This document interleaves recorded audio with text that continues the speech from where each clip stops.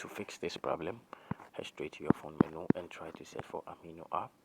So when you find the app, just tap on it for some while and tap on app info. After tapping on app info, tap on full stop, tap on OK, tap on permissions. Make sure every permission is allowed over here.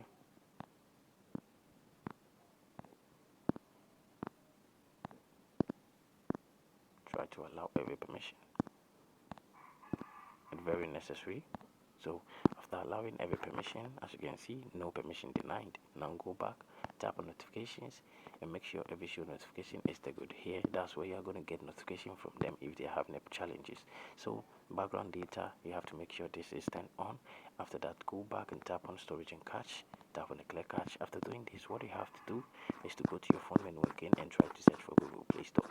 So when you find a Google Play Store, just tap on it to open it. Then after that, try to search for Amino app. And as you can see, this is the app. So what you have to do over here is to tap on this section, which is the, where the written open. When you can find update over here, just tap on the update to update your device. But when you can find open, just leave it like that and restart your device. So you have to update it.